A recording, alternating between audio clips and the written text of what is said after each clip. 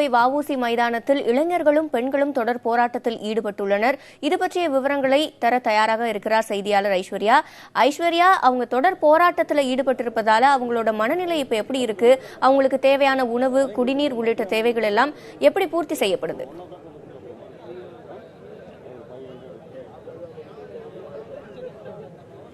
சிவரஜினி, அதாவது ஜல்லிக்கட்டு நடத்த அனுமதி வழங்க கோரி கோவை வஉசி மைதானத்தில் 4வது நாளாக இளைஞர்கள், பொதுமக்கள், கல்லூரி மாணவர்கள் என ஆர்ப்பாட்டத்தில் ஈடுபட்டு வருகின்றனர்.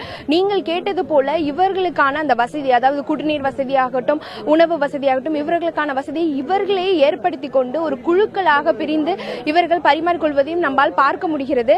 அதாவது இவர்கள் ஒரு நேர்த்தியாக இந்த ஆர்ப்பாட்டத்தை முன்னெடுத்து செல்வதை கோவையில் உள்ள அனைத்து மக்களையும் ஒரு நெகிழ்ச்சியை ஏற்படுத்தி உள்ளதுன்னே சொல்லலாம். ஏன்னா அப்படி ஒரு சூழ்நிலையை நம்மால் பார்க்க முடிகிறது. மேலும் இவர்கள் சாப்பிட்ட, அதாவது அந்த உணவு பொட்டலங்கள் ஆகட்டும், இல்ல குடிநீர் பாட்டில்களாகட்டும், இவர்களே சுத்தம் செய்தும் ஒரு நேர்த்தியான ஒரு போராட்டத்தை இவர்கள் இந்த 4 நாட்களாக இந்த போராட்டத்தை முன்னெடுத்து வருகின்றனர். தற்போது நீங்களே அந்த காட்சிகளை பார்க்கலாம். ஒருவர் அவர்கள் சாப்பிட்ட அந்த கவர்கள் ஆகட்டும், அந்த பொட்டலங்கள் ஆகட்டும் வாங்கும் காட்சியை தான் நம்ம ஒளிப்பதிவாளர் காண்பித்து வருகிறார். மேலும் இவர்கள் போராட்டத்திற்கும் கோவை சுற்றுவட்டார பகுதி மக்கள் ஆகட்டும், பல்வேறு அமைப்புகள் ஆகட்டும் ஆதரவு தெரிவித்தும் வருகின்றனர். இவர்களோட ஒரே கோரிக்கை என்ன? ஜல்லிக்கட்டை இந்த ஆண்டே நடத்த மத்திய மாநில அரசுகள் நடவடிக்கை எடுக்க வேண்டும், பீட்டாவை தடை செய்ய வேண்டும். இது போன்ற பல்வேறு கோரிக்கைகளை விளக்கும் விதமாகவும் இந்த பதாகைகளை ஏந்தியவாறு, முழக்கங்கள் எழுப்பிவாறு இவர்கள் போராட்டத்தை முன்னெடுத்து வருகின்றனர்.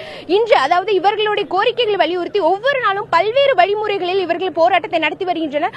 அந்த வகையில் இன்று இவர்கள் அமைதி போராட்டம், அதாவது அறப்போராட்டம் என்ற ஒரு வாசகங்களை ஏந்தியவாறு தற்போது போராட்டம் நடத்தி வருகின்றனர். தற்போது நம்மிடையே இவர்களுக்காக உணவு பரிமாறிக்கொண்டு ஒருவர் நம்மிடையே, அவரிடமே பேசுவோம். சார், நீங்க எங்க இருந்து வரீங்க? உங்களோட போராட்டத்தை பத்தி. கோயம்புத்தூர் தான்.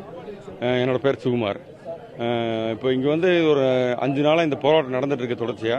இதுல இவர் லட்சக்கணக்கான இளைஞர்கள் இது ஒரு முன்னெடுத்து இது போயிருக்காங்க அப்படின்னா, எந்த ஒரு அமைப்பு இல்லாம, எந்த ஒரு அரசியல் இல்லாம, இவ்வளவு ஒரு சாலிடா, எந்த ஒரு வன்முறை இல்லாம அமைதியான வழியில் போராடுறது மிகப்பெரிய ஒரு சந்தோஷமான விஷயம். இந்தியாலேயே வச்சு எந்த மாநிலத்துக்கு இல்லாத ஒரு சிறப்பு நம்ம மாநிலத்துக்கு இருக்கு. என்னன்னு கேட்டீங்கன்னா, மற்ற எல்லா மாநிலத்தோட பேர் வேற, இந்தியாங்கிற ஒரு நாடு, அதுல தமிழ்நாடுங்கிற ஒரே பேர் இருக்கிறது நம்ம மாநிலம் மட்டும்தான். அதாவது நம்ம தமிழ்நாட்டை அதோட உரிமையில பூரா நசுக்கிறதுக்கு ஒரு மிகப்பெரிய ஒரு பின்னால ஒரு இயக்கமே இயங்கிட்டு இருக்கு. இதை இப்போ நம்ம இளைஞர்கள் உணர்ந்து இப்ப இந்த அளவுக்கு இறங்கியிருக்காங்க போது இந்த உரிமையை மீட்டெடுக்காம நம்ம போறதில்லைங்கிறது ஒரு முடிவோட தான் இருக்காங்க. இதுக்கு என்னோட வாழ்த்துக்கள்ங்கிறதே சப்போர்ட் இருக்கு. இந்தியாலேயே வச்சு தமிழர்கள் மாதிரி ஒரு உதவி செய்யக்கூடிய மனப்பான்மை யாருக்கும் கிடையாது. அந்த ஒரு வகையில் நம்ம ஆனா நம்மளே இன்னைக்கு ஒரு உதவி கேட்டு நம்ம ஒரு நிக்க வேண்டிய ஒரு சூழ்நிலை இருக்கு. ஆனா இந்த உரிமை போராட்டம் இந்த அளவுக்கு வந்ததுக்கு மிகப்பெரிய சக்சஸ் இளைஞர்கள் தான். அது பெண்கள் அதிகமாக இதில் கலந்து ரொம்ப சப்போர்ட்டிவான இது. அந்த ஒரு விஷயத்துல தமிழ்நாட்டில் இந்த உரிமையை மீட்டு கண்டிப்பா எடுத்துருவாங்க ஒரு நம்பிக்கை இருக்கு. இன்னைக்கு சாயங்காலத்துக்குள்ள ஒரு நல்ல பதில் வரும்னு எல்லாருமே எதிர்பார்த்துட்டு இருக்காங்க. அது நடக்கும்.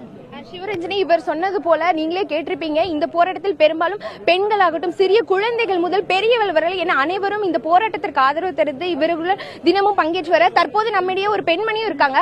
அவங்கள்ட்டே பேசுவோம். இந்த போராட்டத்தை பத்தி சொல்லுங்க. நீங்க எங்க இருந்து வரீங்க? உங்க பேர்? நாங்க வேலூர்ல இருந்து வர்றோங்க. இங்க காலையில ஃபுட்டு கொடுக்க வந்தோம். மார்னிங் தமிழர்கள் உரிமை காப்பாற்றப்பட வேண்டும்.